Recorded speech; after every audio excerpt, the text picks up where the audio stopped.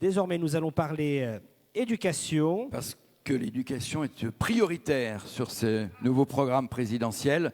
Et je vous demande d'accueillir celle qui est d'ailleurs vice-présidente du groupe chez Valérie Pécresse en charge de cette question, la sénatrice du Calvados, Sonia de la Provoté.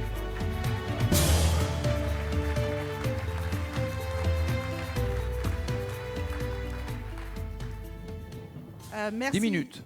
10 minutes, oui. D'accord, j'ai tendance à être bavarde, c'est ça. Je vais néanmoins commencer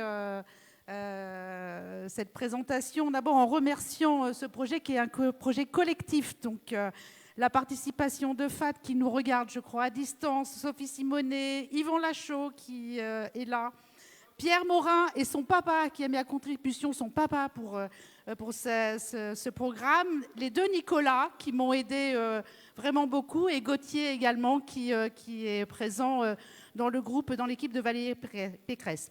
Donc là, l'éducation est une priorité. On parle de nation éducative, c'est ce qui a été mis vraiment en évidence dans le programme présidentiel. C'est une priorité et il y a plusieurs objectifs qui sont nécessaires.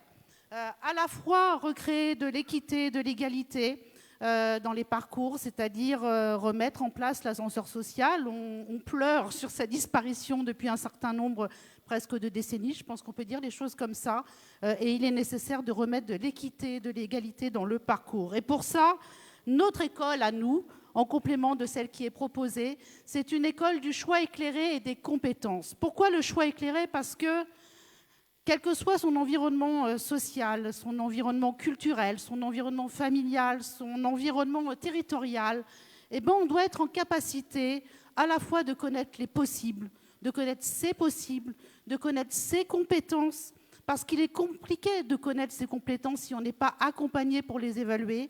On sait en quoi on est bon, mais on ne sait pas en quoi on pourrait être bon si on accompagnait bien. Et ça, c'est important. Et ça, si on n'a pas la famille derrière pour accompagner, c'est bien à l'éducation nationale de rendre justice à chacun et de permettre à chacun d'avoir ce chemin et ce parcours.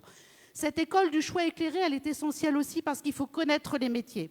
Et pour connaître les métiers, il faut un vrai service de l'orientation et de l'accompagnement.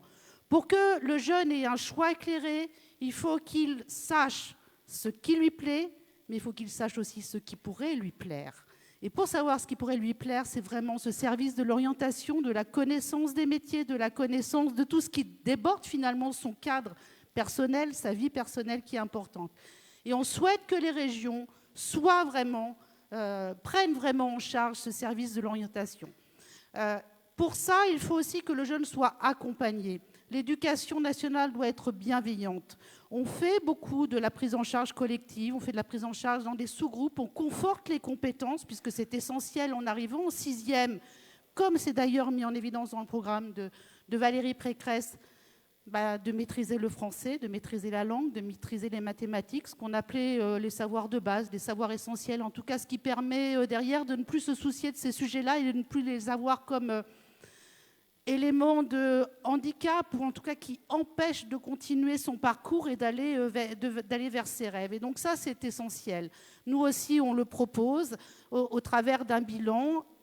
Dans le programme, il est proposé finalement que le collège unique ne soit plus le collège unique, mais qu'il y ait des classes de confortement. En tout cas, ce qui est certain, c'est que des heures doivent être consacrées à accompagner particulièrement ces jeunes pour que derrière, quand ils continuent, ils le fassent sans traîner des boulets éducatifs qui les empêchent de se réaliser, qui les empêchent de se projeter dans leur avenir.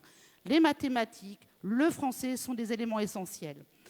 Réussir son parcours, c'est évidemment donc cette orientation et c'est aussi la présence de l'adulte, d'un père, d'un tuteur qui pourrait être issu d'ailleurs de cette fameuse réserve éducative qui est proposée dans le programme de Valérie Pécresse pour que le jeune ait un référent bienveillant qui soit à la croisée de maîtrise tes compétences, comprends ce que tu es capable de faire, comprends ce que tu as envie de faire et aussi de ce service de l'orientation qui permet de connaître les métiers.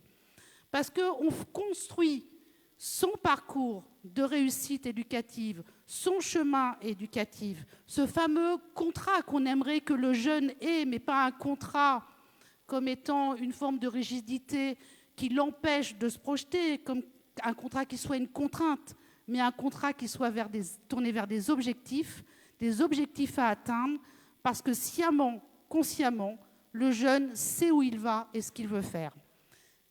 Ce parcours de la compétence et des métiers, c'est aussi décloisonner les filières. On doit pouvoir permettre toutes les passerelles, parce que si on veut tous les possibles dans les parcours, il faut permettre toutes les passerelles. Entre les filières générales, qui a pendant longtemps été l'alpha et l'oméga du symbole de la réussite de l'école en France. On voit ce que ça donne dans les classements. On voit bien que la filière générale, la filière technique, technologique, la filière professionnelle, tout ça doit pouvoir permettre aux jeunes de passer de l'un et à l'autre. Et pour ça, ça signifie aussi que quand on est à l'université, sur ces fameuses filières qu'on considère comme étant le Graal, quelque part, de la réussite dans le parcours, du point de vue de l'État, du point de vue de la République, en réalité, le Graal, c'est être bien dans son métier, être bien dans son parcours, et quand on est bien dans son métier, pouvoir même progresser si on a envie et si on le souhaite. Ça signifie qu'à l'université, on doit faire aussi des formations en alternance. Pourquoi il serait nécessaire de travailler, d'apprendre le métier quand on est boulanger, et pourquoi ça ne serait pas nécessaire quand on doit être avocat? On le fait bien quand on doit être médecin. On le fait bien. Pourquoi ça ne serait pas nécessaire quand on doit être avocat, quand on a envie de devenir psychologue? Ces filières, cette formation en alternance, cet apprentissage des métiers, pendant qu'on fait ses études, pendant qu'on apprend la partie plus théorique du métier, eh bien, elle est essentielle, parce qu'il n'y a pas de sous-métier en France, parce que tous les jeunes doivent considérer que chacun des métiers qu'ils ont choisis est un métier utile, nécessaire et dans lequel ils vont réussir leur vie. Eh bien, on doit transmettre le message que quelle que soit la filière, quel que soit le métier, quelle que soit la professionnalisation que l'on a choisie, eh bien, les méthodes sont les mêmes parce qu'on a les mêmes besoins, qu'on a les mêmes compétences et que l'éducation nationale et la République leur donnent les mêmes moyens. Je vous remercie. Merci Sonia de la Proveté, Quel sénatrice punch! du Calvados.